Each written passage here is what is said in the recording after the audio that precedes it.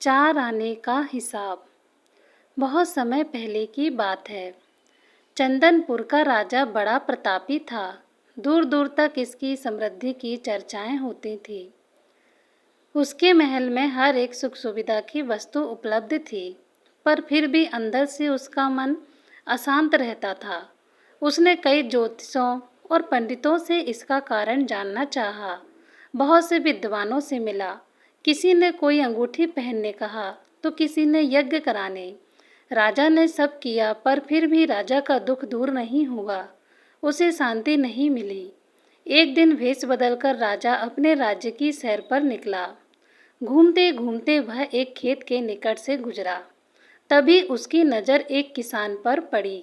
किसान ने फटे पुराने वस्त्र धारण कर रखे थे और वह पेड़ की छांव में बैठकर भोजन कर रहा था। किसान के वस्त्र देख राजा के मन में आया कि वह किसान को कुछ स्वर्ण मुद्राएं दे, ताकि उसके जीवन में कुछ खुशियां आ पाएं। राजा किसान के सम्मुख जाकर बोला, मैं एक राहगीर हूँ। मुझे तुम्हारे खेत पर 4 स्वर्ण मुद्राएं गिरी मिली। चूंकि यह खेत तुम्हारा है, इसलिए यह मुद्रा है, तुम ही रख लो। किसान, ना ना सेठ जी, यह मुद्राएं मेरी नहीं हैं। इसे आप ही रखें या किसी और को दान कर दें।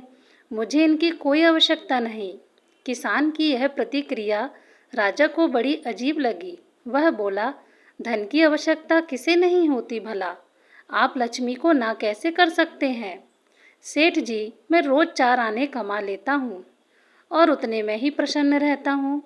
किसान बोला, क्या आप सिर्फ 4 आने की कमाई करते हैं और उतने में ही प्रसन्न रहते हैं? यह कैसे संभव है? राजा ने अचरज से पूछा। सेठ जी, किसान बोला, प्रसन्नता इस बात पर निर्भर नहीं करती कि आप कितना कमाते हैं या आपके पास कितना धन है। प्रसन्नता उस धन के प्रयोग पर निर्भर करती है। तुम इन 4 आने का क्या क्या कर लेते हो? राजा ने उपहास के लहजे में प्रश्न किया।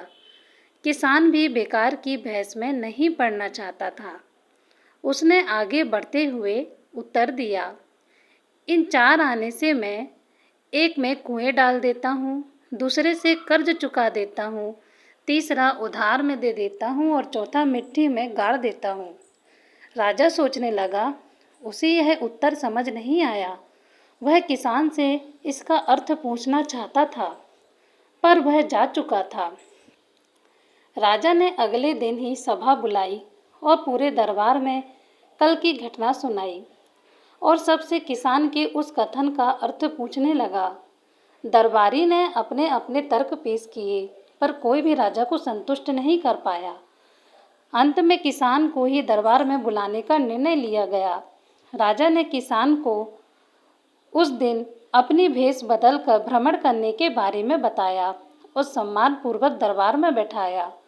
मैं तुम्हारे उत्तर से प्रभावित हूँ और तुम्हारे 4 आने का हिसाब जानना चाहता हूँ। बताओ, तुम अपने कमाई के 4 आने किस तरह खर्च करते हो, जो तुम इतना प्रसन्न और संतुष्ट रह पाते हो? राजा ने प्रश्न किया। किसान बोला, हुजूर, जैसा कि मैंने बताया था, मैं यह कहा कुएं में डाल देता हूँ, यानी अपने परिवार के भरण पोषण में लगा देता हूँ। दूसरे से मैं कर्ज चुकाता हूँ, यानी इसे मैं अपनी वृद्ध माँ बाप की सेवा में लगा देता हूँ। तीसरा, मैं उधार दे देता हूँ, यानी अपने बच्चों की शिक्षा दीक्षा में लगा देता हूँ।